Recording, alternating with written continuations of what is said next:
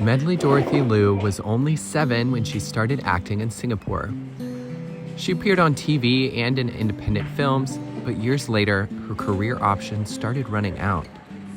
It happened after she underwent a gender transition. I think me being on stage as a trans body, as a trans voice, is like a little act of rebellion. It's just like,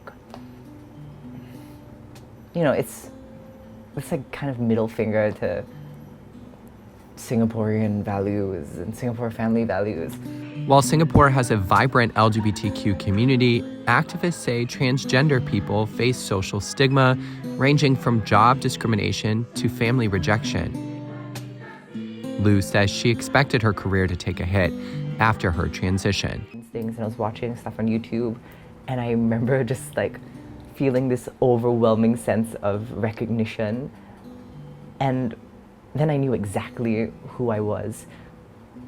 But it wasn't like a moment of like joy and like, oh, relief. It was fear and dread, because I knew that if it was really who I was, I could risk losing like my entire career, I could risk losing my family and all my friends. Since the city-state's media rules effectively bar LGBTQ characters from appearing on free-to-air television, performers like Liu are rarely seen on air in Singapore.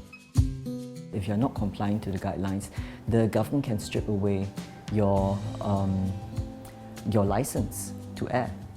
So I don't see that there is much choice that the media outlets have in this aspect. But what it does do to the community, especially those who are still finding their identities, is that it erases the possibility of them living their full potential, because they can't see the representation of who they can grow up to be.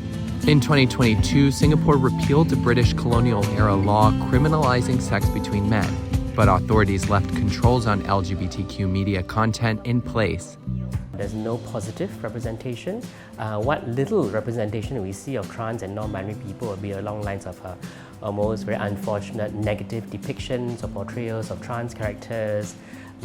Playing into very hurtful stereotypes of trans people as either criminals or deviants, or all the dreadful tropes and stereotypes that unfortunately that we still sometimes see in local media.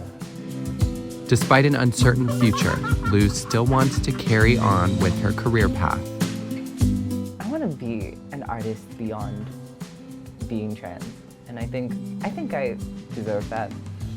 Yeah, it's a bit heartbreaking actually that I feel the need, if I feel that the only way for me to have a fulfilling career is to not be here.